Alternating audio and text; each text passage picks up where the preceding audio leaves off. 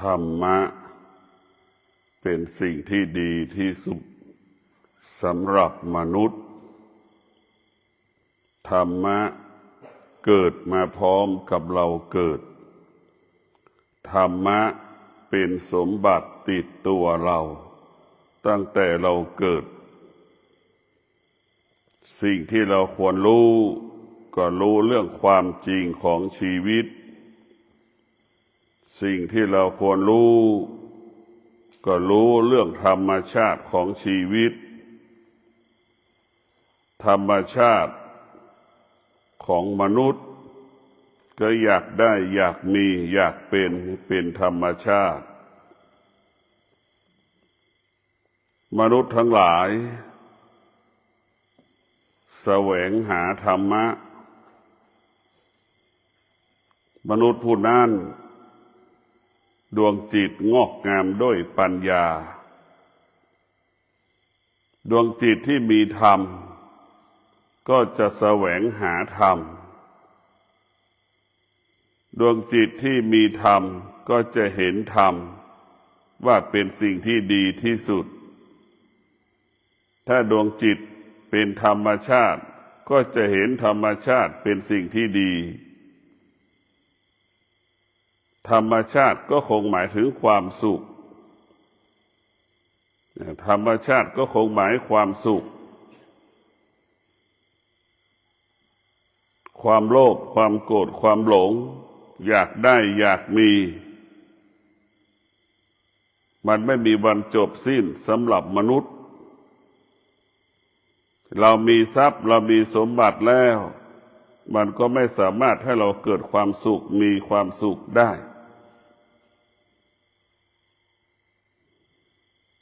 ธรรมะ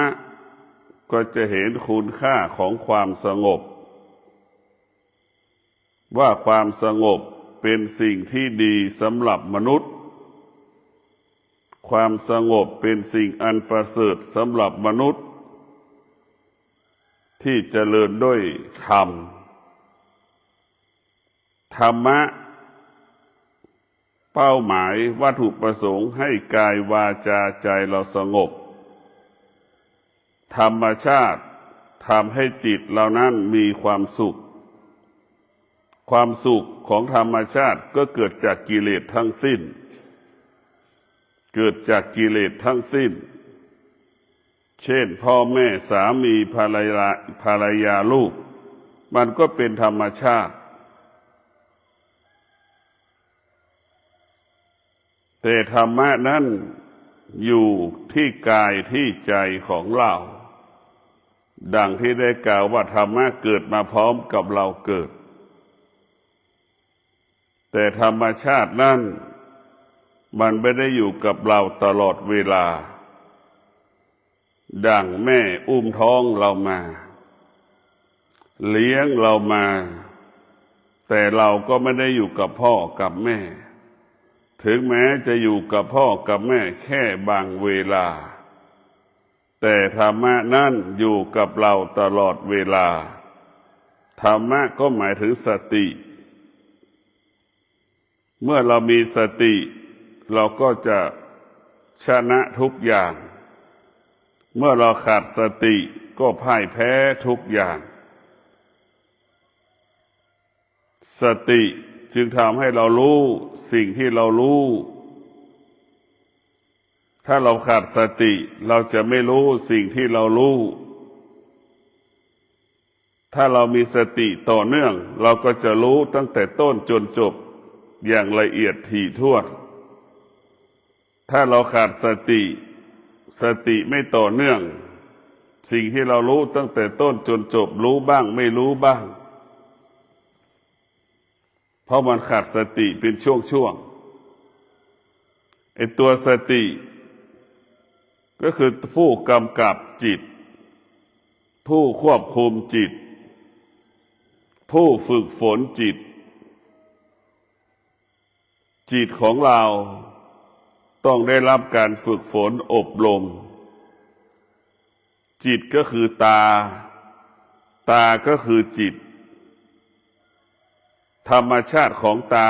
ต้องการ รับรู้เรื่องความจริง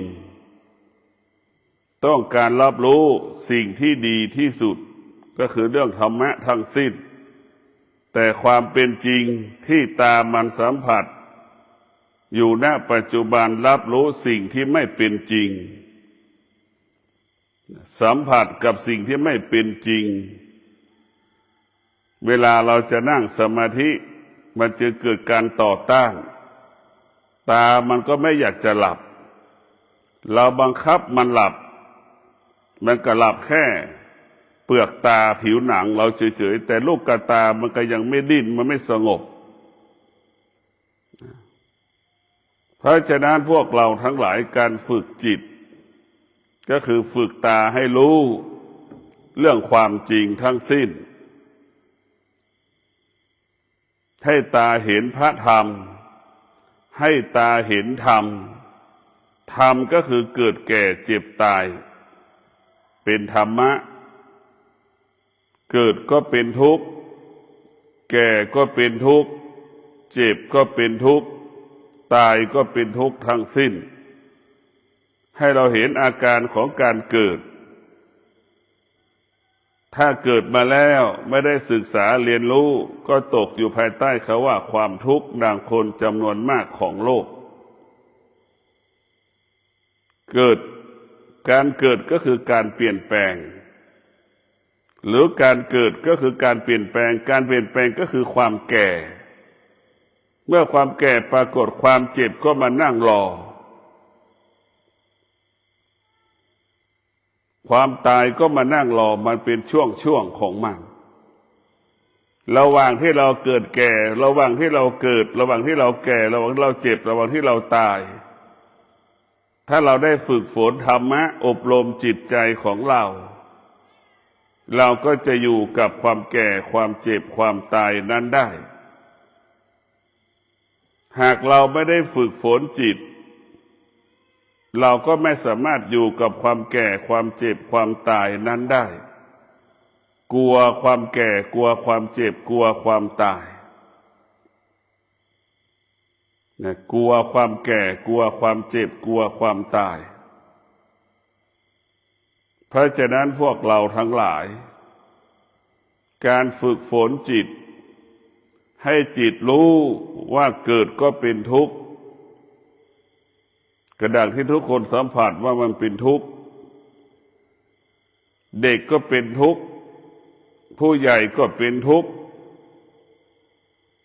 คนแก่คนเฒ่าก็เป็นทุกข์เหมือนกันหมดเพราะมันสร้างภาระสร้างปัญหาให้กับจิตใจเราที่ไม่ได้ฝึกอยากได้สิ่งนั้นอยากได้สิ่งนี้สิ่งนั้นไม่ตอบสนองก็เป็นทุกข์แต่ถ้าเราฝึกจิตเราจะอยู่เหนือสิ่งที่เรารู้สิ่งที่เรารู้จิตก็รู้เฉยๆไม่เข้าไปยึดติดในสิ่งที่เรารู้ดังเช่นมะม่วงเราก็รู้ว่าเป็นมะม่วงเท่านั้นหวานเราไม่รู้เปรี้ยวเราไม่รู้แต่เรารู้ว่าเป็นมะม่วงนี่รู้เฉยๆจิตที่ไม่ได้ฝึกก็จากจิตที่ไม่ได้ฝึกเมื่อรู้ก็อยากเมื่อรู้แล้วก็ยึดติดในสิ่งที่เรารู้เช่นมะม่วงจิตรู้ว่าเป็นมะม่วงก็อยากรู้อีกว่ามันหวานหรือมันเปรี้ยวมันก็เอามีดไปแฉะเอาลิ้นไปแตะมันก็เกิดอาการชอบใจไม่ชอบใจเกิดคำว่าทุกข์กับสุขเกิดขึ้นมาทันทีถ้าเรารู้แต่เราไม่ยึดติดสิ่งที่เรารู้มันไม่รู้ว่าหวานหรือเปรี้ยวสุขไม่มีทุกข์ไม่มีสุขไม่เกิดทุกข์ไม่เกิดไม่มีสุขไม่มีทุกข์ถ้าเรารู้เฉยๆไม่มีสุขไม่มีทุกข์เพราะเรารู้อยู่เหนือสิ่งที่เรารู้ด้วยจิตรู้สิ่งใดให้จิตละสิ่งนั้นสิ่งที่จิตรู้สิ่งที่จิตสัมผัส มันก็อยู่ภายใต้อนิจจังทุกขังอนัตตาจิตรู้มันก็เป็นเรื่องสิ่งที่มันเปลี่ยนแปลงทั้งสิ้นคือมันไม่เที่ยงรู้สิ่งที่มันไม่เที่ยงทั้งสิ้นสุขมันก็ไม่เที่ยงทุกข์มันก็ไม่เที่ยงสุขเกิดเราก็ไปหลงมันอีกทุกข์เกิดเราก็ไปเกลียดมันอีกนี่เราขาดสติสุขก็ดีทุกข์ก็ดีก็คือสิ่งเดียวกันคือมันเปลี่ยนแปลงชอบใจก็บอกว่าสุขไม่ชอบใจก็บอกว่าทุกข์ก็สิ่งเดียวกันนั่นแหละมะม่วงเนี่ยลูกเดียวกันนั่นแหละอีกคนหนึ่งชอบอีกคนหนึ่งไม่ชอบเห็นไหมเราพิจารณาดูมะม่วง1 ลูกคน10 คนเนี่ยอีก8 คนชอบอีก2 คนไม่ชอบนึกดูแต่อะไรมันเป็นตัวบ่งชี้วัดผลเพราะฉะนั้นพวกเราทั้งหลายเอาอารมณ์เอาความรู้สึกที่มันเกิดมาชอบใจไม่ชอบใจแต่ถ้าพิจารณาแล้วสุขมันเปลี่ยนแปลงทุกข์มันเปลี่ยนแปลงสุขก็เป็นสิ่งที่ไม่ทนทุกข์ก็เป็นสิ่งที่ไม่ทนสุขเป็นสิ่งที่ทนได้ยากทุกข์ก็เป็นสิ่งที่ทนได้ยากมันจะเกิดอาการสุขทุกข์ทุกชั่วโมงเห็นไหมมันเกิดดับน่ะคือเดี๋ยวมันก็พอใจอีกละเดี๋ยวมันก็ไม่พอใจอีกแหละเนี่ยสิ่งเหล่านี้เรียกว่ามันสิ่งที่ไม่ทนเป็นสิ่งที่ทนได้ยากมันเกิดอาการเกิดดับเกิดดับน่ะสุขเกิดทุกข์ก็ดับทุกข์ดับสุขก็เกิดมันก็เป็นอย่างนี้เป็นปกติของมันผู้ที่ฝึกจิตอบรมจิตก็จะเห็นโทษของความทุกข์และความสุขเห็นโทษของความทุกข์และความสุขว่าเป็นสิ่งที่ไม่เป็นประโยชน์เป็นสิ่งที่ไม่มีคุณต่อชีวิตของเราเพราะสุขมันเปลี่ยนแปลงทุกข์มันเปลี่ยนแปลงเราจึงทุกข์เพราะความทุกข์เราทุกข์เพราะความสุขสุขมันก็เกิดขึ้นแล้วมันก็เปลี่ยนแปลงทุกข์เกิดขึ้นแล้วมันก็เปลี่ยนแปลง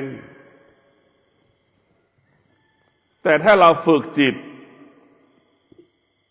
จิตก็บอกเราว่าจิตรู้สิ่งใดให้จิตละสิ่งนั้นสุขเราก็ละทุกข์เราก็ละรู้เฉยๆว่าสุขมันเกิดรู้เฉยๆว่าทุกข์มันเกิดให้เรารู้เท่านั้นเรานั่งเราก็รู้ว่าเรานั่งมันเจ็บปวดขาก็ให้เรารู้ว่านั่งแล้วมันเจ็บปวดขาให้เรารู้เฉยๆแต่เขาว่าเจ็บปวดมันก็ไม่ได้ปวดตลอดเวลาทั้งวันทั้งคืนมันอาจจะปวดระยะเวลาที่เรานั่งพอเราลุกเสร็จมันก็ไม่ปวดเห็นไหมมันเป็นสิ่งที่ไม่ทนเป็นสิ่งที่ทนได้ยากมันเกิดอาการแค่ขนาดหนึ่งเวลาหนึ่งเราต้องรู้อาการของร่างกายของเราเราจะนั่งเก้าอี้มันก็เจ็บปวดมันก็ไม่สนุกเราจะภาวนานั่งบนพื้นมันก็เช่นเดียวกันไม่มีอะไรแตกต่างเราคิดว่านั่งเก้าอี้แล้วจะแตกต่างคิดว่านั่งพื้นแล้วจะแตกต่างชีวิตของเราไม่มีอะไรแตกต่างเสมอเหมือนกันหมดทุกคนเกิดมาก็แก่ทุกคนเกิดมาก็เจ็บทุกคนเกิดมาก็ตายเสมอเหมือนกันหมด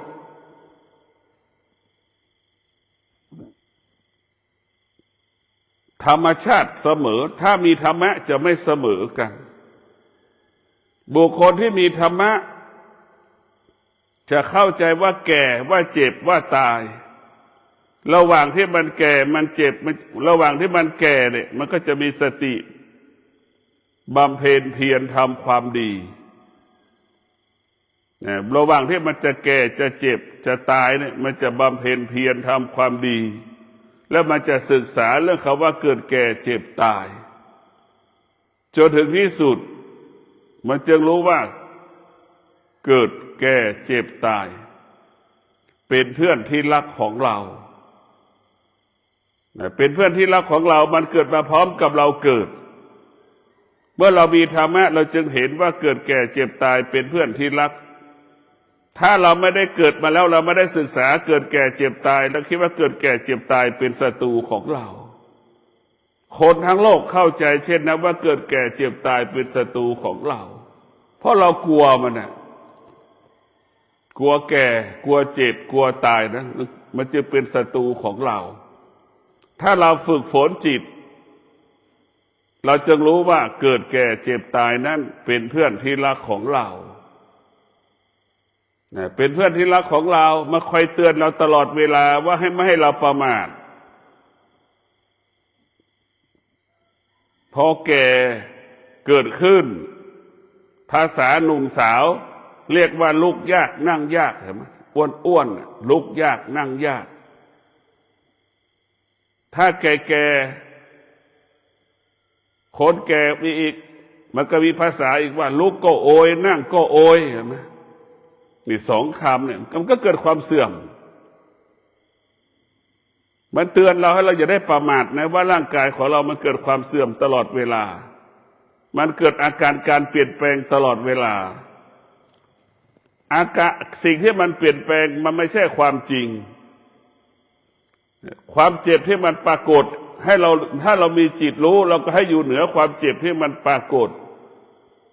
ความเจ็บก็คงที่ถ้าเราไปยึดในความเจ็บปวดก็รุนแรงขึ้นทันทีเหมือนความหนาวเย็นเนี่ยเรารู้ว่าความหนาวเย็นเฉยๆเพราะเราเข้าไปยึดติดในความหนาวเย็นแล้วอยากจะมีเสื้อผ้ามาใส่ว่ามันหนาวความรุนแรงเกิดขึ้นมาทันทีเพราะเราไปตอบสนองมันถ้าเรารู้เฉยๆมันก็คงสภาพว่าหนาวเย็นรู้เฉยๆว่ามันหนาวมันเย็น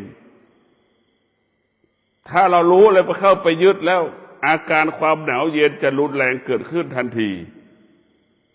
เพราะเราเข้าไปยึดติดพ่อแม่ครูบาอาจารย์บอกให้เรารู้ตลอดเวลาว่ารู้ไม่ให้ยึดติดในสิ่งที่รู้อะไรรู้ตามันรู้สิ่งใดตาก็ละสิ่งนั้นหูสัมผัสกับสิ่งใดก็ละสิ่งนั้นจมูกสัมผัสกับสิ่งใดก็ละสิ่งนั้นลิ้นเราสัมผัสกับสิ่งใดเราก็ละสิ่งนั้นให้เราละทั้งสิ้นไม่ให้เข้าไปยึดติดเมื่อเราเข้าไปยึดติดเมื่อไหร่มันก็เป็นทุกข์ทันทีให้เรารู้เรื่องความจริงเท่านั้นให้เรารู้เรื่องความจริงเช่นเรากินข้าวเนี่ยกินให้อิ่มแค่นั้นแหละไม่มีเรื่องอื่นกว่าที่มันจะกินเนี่ยตาไปสัมผัสกับรสชาติตามันไปสัมผัสกับรูปแบบอาหารเนี่ยบางคนก็รู้สึกไม่พอใจว่าอาหารนี่คงไม่อร่อยตามันมโนปรุงแต่งอีกคนหนึ่งก็ตาไปสัมผัสกับรูปแบบอาหารก็คิดว่าอร่อยเห็นไหมอันนี้คือมองไปมันเรียกว่าขัดตัวปัญญามองความไม่เป็นจริงกินจมูกไปสัมผัสกับกลิ่นอีกแล้วอีกคนนึงก็บอกว่าอร่อยก็อีกคนก็บอกว่าไม่อร่อยเห็นไหมอันนี้คือเป็นสิ่งที่เราผิดพลาดอาหารก็คือให้เรากินเพื่ออิ่มลิ้นไปสัมผัสกับรสชาติอาหารอีกคนก็บอกว่าอร่อยอีกคนก็บอกว่าไม่อร่อยเห็นไหมแล้วปัญหามันจึงเกิดขึ้นกับชีวิตของมนุษย์พอมนุษย์ไม่มีหลักยึดไม่มีหลักคิดหลักการกินของเราก็คือกินให้มันหายหิวเท่านั้นแต่เราถูกภาษาพระว่าถูกกิเลสมันหลอก กิเลสมันก็หลอกเราจริงๆกิเลสอยู่ที่ไหนกิเลสอยู่ที่ตาเห็นรูปอาหารก็หลงไหลว่าอร่อยคิดเองเองพอเอาลิ้นไปแตะลิ้นปฏิเสธทันทีเห็นไหมเนี่ยคือมันโกหกเราหมดกิเลสเราบอกเห็นรูปแบบของอาหารเราคิดว่าไม่อร่อยพอเอาลิ้นไปแตะมันก็ชอบใจอีกเห็นไหมมันก็เป็นอย่างนี้ของมันจมูกสัมผัสกับกลิ่นอาหารมันก็เกิดอาการไม่พอใจว่ากลิ่นมันไม่ดีกลิ่นมันไม่หอมพอเราไปกินอาชีพไปเอาลิ้นไปแตะเกิดอาการอีกมันขัดแย้งกันหมดความทุกข์ก็จึงเกิดขึ้นที่ตาความทุกข์ความสุขก็เกิดขึ้นที่ตาเกิดขึ้นที่หูเกิดขึ้นที่จมูกเกิดขึ้นที่ลิ้นเกิดขึ้นที่กายเกิดขึ้นที่ใจของเราความสุขไม่ได้เกิดขึ้นนอกกายนอกใจความสุขความทุกข์มันเกิดขึ้นที่กายเราจะไปตกอยู่ใต้อำนาจสิ่งที่เรารู้ไม่ได้ทุกวันเราตกอยู่ใต้อำนาจของสิ่งที่เรารู้เช่นว่าทุกข์มันก็ทุกข์ตลอดเวลาแต่ถ้าเรามีสติรู้เฉยๆว่าทุกข์รู้ว่ามันทุกข์เท่านั้นเราไม่ให้ค่าความทุกข์ทุกข์ก็ไม่เกิดเราไม่ให้ค่าความสุขสุขก็ไม่เกิดเพราะเราให้ค่าความสุขมันจึงเกิดคำว่าสุขเราให้ค่าความทุกข์มันจึงเกิดคำว่าทุกข์มันจึงสำแดงอาการมันจึงเกิดอาการถ้าเราไม่ให้ค่ามันเราก็ไม่รู้สึกสิ่งใดที่มีค่าสิ่งนั้นทำให้เราเกิดความทุกข์สิ่งใดที่มีค่าสิ่งนั้นทำให้เรามีความสุขสุขก็คือผู้ทำลายจิตใจของเราความสุขคือผู้เบียดเบียนชีวิตของเราความสุขมันไม่ได้สร้างสรรค์ชีวิตดังที่เราคิดทุกข์เพราะความสุขคนส่วนมากทุกข์เพราะความสุขเราคนไหนมีลูกก็จะรู้ดีตั้งแต่อุ้มท้องกว่ามันจะคลอดกว่ามันจะเกิดมาแล้ว3 วัน7 วันลำบากขนาดไหน1 เดือน2 เดือนลำบากขนาดไหนเนี่ยทุกคนก็จะรู้อาการปากเราบอกว่ามันสุขปากบอกว่ามันสุขแต่จิตกับกายมันสัมผัสกับคำว่าความทุกข์กินก็ลำบากนอนก็ลำบากบุคคลที่คลอดลูกใหม่ๆแล้วบอกว่ามีลูกแล้วมีความสุขมันเป็นแค่วาทกรรมเป็นแค่ประเพณีวัฒนธรรมที่เราพูดสืบกันมาเพราะฉะนั้นพวกเราทั้งหลายทุกข์เพราะเราไปยึดติดสุขก็เพราะเราเข้าไปยึดติดเหมือนเราเห็นคนอื่นมันไม่ใช่พ่อแม่เราก็ไม่ให้ความสำคัญเห็นไหมเราก็มีทุกข์พอให้ความสำคัญเมื่อไหร่เป็นพ่อแม่ของเราเลยเราไปให้ความสำคัญกับพ่อแม่ของเราก็เป็นทุกข์เช่นพ่อแม่เราเจ็บป่วยให้ความสำคัญว่าเป็นพ่อเป็นแม่เนี่ยมันก็เป็นทุกข์ขึ้นทันทีไอ้คนอื่นก็แก่ก็เจ็บก็ตายไม่ใช่พ่อแม่เราไม่ให้ความสำคัญเห็นไหมมันก็ไม่ทุกข์เราให้ค่าเราก็เป็นทุกข์สิ่งที่มีค่าเป็นทุกข์ทั้งสิ้นสุขก็เป็นทุกข์การภาวนาของเราให้ตามันเห็นให้ตามันรู้ให้ตามันสัมผัสวัตถุสิ่งของต่างๆไม่ให้มีค่าไม่มีสุขไม่มีทุกข์หูเราสัมผัสกับเสียงกระทบกับเสียงต่างๆกระทบกับหูก็ไม่ให้มันมีค่าให้หูรู้เฉยๆมันก็ไม่มีสุขมันก็ไม่มีทุกข์สุขทุกข์ก็ไม่เกิดให้รู้เฉยๆเท่านั้นจมูกก็เช่นนั้นลิ้นก็เช่นนั้นกายก็เช่นนั้นใจก็เช่นนั้นให้เรารู้เฉยๆถ้าเรารู้เฉยๆมันไม่มีค่าไม่มีความหมายใด รู้เฉยๆก็คือการเข้าไม่ยึดเราไม่เข้าไปยึดติดเนี่ยพอเราเข้าไปยึดติดเมื่อไหร่เราจะเป็นทุกข์ทันทีดังแม่ห่วงลูกเนี่ยห่วงลูกเนี่ยแม่เป็นทุกข์คิดแทนลูกเนี่ยเพราะเราเข้าสังเกตแล้วว่าเข้าไปยึดติดเข้าไปยึดติดแทนลูกทุกอย่างแม่เข้าไปยึดติดในตัวลูกแม่จึงเป็นผู้มีความทุกข์มากที่สุดลูกคิดถึงแม่แค่บางเวลาเห็นไหมแม่คิดถึงลูกตลอดเวลาแม่ยึดติดในลูกทุกลมหายใจแม่จึงเป็นทุกข์ตลอดเวลาตรงกันข้ามลูกยึดติดแม่แค่บางเวลาลูกมันจะคิดถึงแม่แค่บางเวลามันยึดติดแม่แค่บางเวลาลูกจึงทุกข์น้อยหรือลูกบางคนไม่เคยสนใจพ่อแม่เพราะมันไม่ยึดติดแม่มันแต่มันไปยึดติดเพื่อนของมันเห็นไหมมันก็เป็นทุกข์อีกเข้าทุกอย่างถ้าเราเข้าไปยึดติดเป็นทุกข์ทั้งสิ้นทุกข์จึงเกิดเพราะเรายึดติดการยึดติดเป็นเหตุให้เกิดความทุกข์อาการยึดติดก็เหมือนกาวแมลงวันกาวดักหนูน่ะจิตเราก็เป็นเหมือนหนูเหมือนแมลงวันไปติดกาวเราก็ติดอย่างนี้แหละแม่ก็ติดกาวพ่อก็ติดกาวไอ้พวกเราก็ติดกาวเหมือนกันหมดต่างคนต่างติดพ่อแม่ก็เป็นกาวลูกก็เป็นกาวจิตของคนแต่ละคนก็เหมือนแมลงวันกับหนูติดกาวมันจึงเป็นเช่นนี้กับหมดอิลุงตุงนางจนเราตายเสมอเหมือนกันหมดแม่ก็ห่วงลูกลูกก็ห่วงแม่น่ะ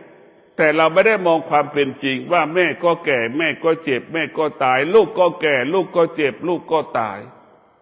เราเป็นโรค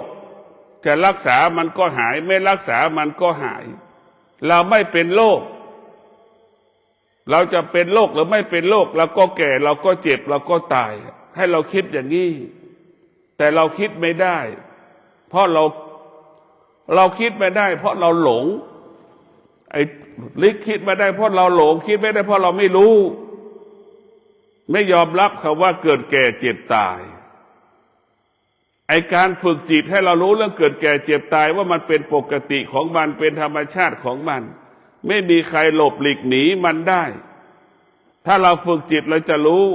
เมื่อเรารู้เราก็สงบนิ่งเฉยๆว่าเฉยๆความตายไม่มีค่าสำหรับผู้ที่มีปัญญาความตายไม่มีค่าสำหรับผู้ที่ฝึกจิตผู้ที่ฝึกจิตจึงรู้ว่าความตายเป็นธรรมดาความเจ็บเป็นธรรมดาความแก่เป็นธรรมดาไอ้คนที่ไม่ได้ฝึกจิตก็ไม่ยอมรับความแก่ความเจ็บความตายฝ่าฝืนความแก่ความเจ็บความตายแต่ฝ่าฝืนพ่อแม่เจ็บป่วยรักพ่อแม่มากรักษาพ่อแม่จนหมดเอาไร่เอานาเอาสวนเอาบ้านไปจำนองจำนำเอาเงินมารักษาแม่จนหมดเนื้อหมดตัวแม่ตายพ่อตายอีกก็ยังไม่พอไปยืมเงินจะจัดงานศพไม่มีก็ไปยืมเงินเขามาอีกเห็นไหมมาจัดงานศพนี่คือตัวหลงที่ทำให้เราเสียเงินเสียทองเสียทุกอย่างหลงนี่ก็ทำให้เราเสียเงินเสียทองถ้าเรามีสติรู้ว่าแก่เจ็บป่วยตายนี่เป็นสิ่งธรรมดาเราก็ดูแลไปเป็นธรรมดาของมันการฝึกจิตเนี่ยให้จิตรู้เรื่องกายธรรมะพระพุทธเจ้าอยู่ที่กายของเราในการฝึกจิตให้จิตรู้เรื่องกายก็เกิดแก่เจ็บตายอย่างเงี้ยให้เรารู้เช่นนี้และการฝึกจิตให้จิตรับรู้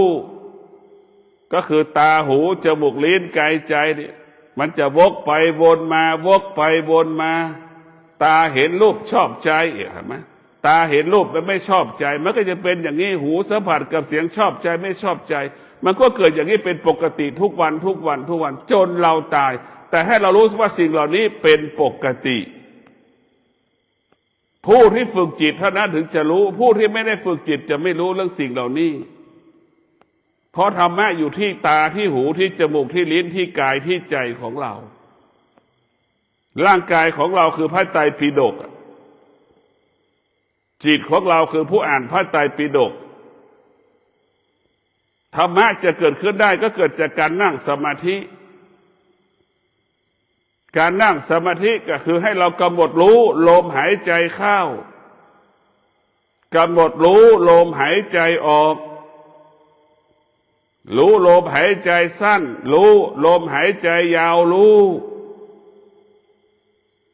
ลมหายใจละเอียดรู้ลมหายใจหยาบให้เรารู้แค่นั้นเราไม่ต้องไปรู้เรื่องอื่นรู้อาการ3ระดับดังที่ได้กล่าวว่าหน้าที่ของจิตขณะที่เราภาวนามีหน้าที่แค่3ประการหายใจเข้าออกรู้อย่างละเอียดชัดเจนแม่นยำหายใจสั้นยาวให้รู้ชัดเจนแม่นยำหายใจละเอียดหยาบให้รู้ชัดเจนแม่นยำให้เรารู้แค่นี้หน้าที่ของจิตขณะที่เราภาวนาให้รู้แค่นี้ถ้าเราภาวนาและไปรับรู้เรื่องอื่นนั่นคือหลงทางหลงผิดอะไรเกิดขึ้นระหว่างที่เราภาวนาแสดงว่าเราขาดสติขาดสติแล้วการภาวนาเราไม่ประสบความสำเร็จถ้าเราภาวนาแล้วเรามีสติมีจิตกำหนดรู้ลมหายใจเข้าลมหายใจออกหายใจสั้นหายใจยาวรู้หายใจละเอียดหยาบรู้ครบบริบูรณ์30 นาทีการภาวนาเราสำเร็จละเพราะเราไม่มีสิ่งใดที่มาก่อกวนเราได้เพราะเรามีสติไปควบคุมจิตมันก็ไปกำหนดลมหายใจเข้าลมหายใจออกสติก็ไปควบคุมจิตก็ไปควบคุมลมหายใจสั้นยาวหายใจละเอียดหยาบรู้เนี่ยถ้าทำอย่างนี้มันจะเกิดอาการเห็นการเปลี่ยนแปลงว่าความละเอียดก็ดีสายสั้นยาวก็ดีหายใจเข้าออกอย่างนี้นั่นมันดีแบบไหนดีอย่างไรเพราะฉะนั้นคนที่ภาวนาส่วนมากก็อยากรู้อยากรู้ทั้งหลายนะทำปกปิดบังของเราเพราะฉะนั้นมันไม่ต้องไปอยากรู้หน้าที่ของจิตที่รู้ก็รู้แค่ลมหายใจเข้าลมหายใจออกนั่นคือหน้าที่ของจิตถ้าจิตไปรับรู้เรื่องอื่นๆเรียกว่าหลงทางแล้วเราต้องเอาสติกลับมาใหม่การภาวนาก็คือดับตัวรู้ทั้งสิ้นไม่ให้มันรู้เรื่องอื่นๆนะเราภาวนาเพื่อไม่ให้มันรู้เรื่องอื่นๆให้รู้แค่ลมหายใจเข้าลมหายใจออกอยู่กับปัจจุบันหายใจเข้าก็เป็นอดีตหายใจออกก็เป็นอดีตให้อยู่กับปัจจุบันเข้ารู้ออกรู้เข้ารู้ออกรู้สั้นรู้ยาวรู้ละเอียดรู้หยาบรู้แค่นี้เราให้เรารู้แค่นี้ไม่ต้องรู้สนใจสิ่งอื่นๆยามที่เราออกจากสมาธิมีสติจิตมันก็รู้จิตมันรู้อริยบททั้ง4นั่งรู้นอนรู้ยืนรู้ให้รู้ในอริยบททั้ง4ให้รู้ในบททั้ง4เวลาเราลุกแล้วให้รู้ในอริยบททั้ง4จะนั่งจะนอนจะเดินให้เรารู้จะกินข้าวก็ให้รู้ขับหนักขับเบาก็รู้ให้เรารู้ทุกอย่างรู้อาการของร่างกายที่มันขับเคลื่อนเท้าขวาเท้าซ้ายย่างรู้ตาหูสัมผัสตาสัมผัสกับรูปหูสัมผัสกับเสียงลิ้นสัมผัสกับรสให้เรารู้เท่านั้นล่ะ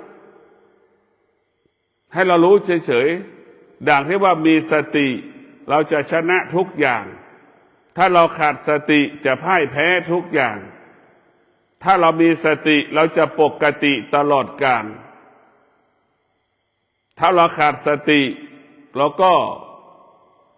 พ่ายแพ้ตลอดกาลสิ่งที่ดีที่สุดสำหรับมนุษย์ก็คือธรรมะก็หมายถึงสติให้เรารู้ว่ามันหนาวเย็นเนี่ย รู้ลึกอีกนิดนึงว่ามันหนาวเย็นไม่เกิน2 ชั่วโมงเนี่ยก็จบเราก็ไม่ต้องไปเกิดอาการสำแดงอาการเราไม่ต้องกระวนกระวายกับความหนาวเย็นก็เดี๋ยวมันก็หายจากเราไปอาการเหล่านี้ว่าเกิดดับอาการเหล่านี้เรียกว่ามันไม่เที่ยงมันเปลี่ยนแปลงเนี่ยความหนาวเย็นมันเปลี่ยนแปลงมันก็หนาวเย็นไม่เกิน2 ชั่วโมงเนี่ยจากนี้ไปแต่มันก็หายเองหรือความเย็นไม่จะเกิดขึ้นอีกไม่เกิน2 ชั่วโมงความหนาวเย็นเราให้เรารู้เช่นนี้เดี๋ยวมันก็เกิดการเปลี่ยนแปลงความร้อนก็เข้ามาแทรกให้เรารู้เช่นนี้การฝึกจิตการอบรมจิตให้จิตรู้ถ้าจิตรู้แล้วจิตแล้วก็สบายจิตเราถ้ามีตัวตนก็เหมือนช้างนะเหมือนช้างธรรมะของพระพุทธเจ้าถ้ามีตัวตนก็เหมือนควานช้างฝึกช้างเห็นไหมควานช้างฝึกช้างช้างมันรู้หมดสั่งนั่งสั่งนอนสั่งเดินเตะฟุตบอลได้ลากสูงได้เห็นไหมแต่เรากลับไปดูช้างที่เราไม่ได้ฝึกจิตไม่ได้ฝึกก็เหมือนช้างอยู่ในป่ามันไม่มีใครฝึกช้างเหมือนช้างอยู่ในป่าตกใจวิ่งหนีเกิดอาการสำแดงอาการนะจิตที่ไม่ได้ฝึกมันจะเป็นจิตที่ไม่รู้จิตที่เราฝึกจะเป็นจิตที่รู้ดังควานดังช้างเหมือนช้างแสนรู้เหมือนสัตว์แสนรู้นั่นแหละคือการจิตของเราจะรู้แบบนั้นเปรียบเทียบให้เรารู้ถ้าเราไม่ได้ฝึกจิตเราก็เหมือนสัตว์ที่อยู่ในป่าวิตกกังวลกลัวผวาผวาไปหมดทุกสิ่งทุกอย่างเพราะฉะนั้นการฝึกจิตให้จิตเป็นผู้รู้คือรู้ว่าธรรมชาติมันเปลี่ยนแปลงรู้ว่าธรรมะมันไม่เปลี่ยนแปลงรู้ว่าธรรมะก็คือสติเป็นผู้กำกับจิตธรรมะเป็นผู้ฝึกฝนจิตก็คือสติเป็นผู้ฝึกฝนจิตธรรมะคือสติเป็นผู้ฝึกฝนจิตจิตเรานี่ก็เหมือนช้างร่างกายของเราก็เป็นร่างกายของเราก็เปรียบเสมือนช้างจิตเราก็เหมือนควานช้างฝึกกายกับจิตให้คุ้นเคยกันนี่เหมือนเรานั่งสมาธิมันต่อต้านกันเห็นไหมมันเกิดอาการต่อต้านเพราะมันขัดแย้งกันไอ้จะหลับตามันไม่อยากจะหลับพอตามันหลับสนิทดีแล้วสงบตาสงบแต่ร่างกายมันไม่สงบอีกแล้วเห็นไหมมันต่อต้านกันเราฝึกจิตเรานั่งสมาธิคือเป็นการฝึกกายกับจิตให้มันเป็นเอกภาพให้กายกับจิตรวมกันเป็นหนึ่งให้กายกับจิตรู้การเข้าใจกันด่างควานช้างขึ้นคอช้างเห็นไหมช้างมันรู้เลยว่าจะต้องทำแบบไหนช้างกับควานช้างมาเข้าใจกันกายของเราก็เหมือนช้างจิตเราก็เหมือนควานช้างถ้าเราฝึกจิตเรานั่งสมาธิทุกวันเนี่ยกายกับจิตมันก็จะคุ้นเคยกันเหมือนควานช้างขึ้นคอช้างแหละมันจะรู้กันว่าต้องทำอย่างไรถึงเวลาแล้วมันจะสวดมนต์ไหว้พระกายกับจิตมันก็เกิดอาการว่าอยากจะสวดมนต์ไหว้พระมันจะเป็นเช่นนั้นของมันเหมือนควานช้างขึ้นคอช้างช้างก็สัมผัสได้ว่าควานช้างเกิดคอขึ้นคอช้างแล้วจะต้องทำอะไรบ้างนี่แหละกายเรากับจิตต้องสมดุลกันทุกวันนี้กายกับจิตเราไม่สมดุลกันมันจะเกิดปัญหาเป็นปัญหาตลอดเวลาก็ขอความสุขสวัสดีจงเกิดแก่ท่านทั้งหลายขอให้ท่านทั้งหลายมีสติฝึกฝนจิตมีสติอบรมจิตให้จิตรู้เรื่องความจริงเหนือธรรมชาติให้รู้ว่าธรรมชาติเป็นสิ่งที่ไม่มีเป็นความจริงเพราะธรรมชาติมันเปลี่ยนแปลงให้เราเข้าใจว่าธรรมชาติมันเปลี่ยนแปลงให้เราเข้าใจว่าธรรมะมันไม่เปลี่ยนแปลงธรรมะก็คืออดทนนะธรรมชาติก็คือความเจ็บปวดให้เรารู้ว่าความเจ็บปวดมันไม่จิตมันเป็นความจริงแต่เดี๋ยวมันก็หายถ้าเรามีความอดทนความอดทนไปควบคุมความเจ็บปวดเอาความอดทนไปควบคุมความไม่พอใจท้ายสุดธรรมะก็อยู่เหนือธรรมชาติท้ายสุดธรรมะก็อยู่เหนืออาการที่มันเกิดการเปลี่ยนแปลงขึ้นตามร่างกายจิตใจของเราขอเจริญพร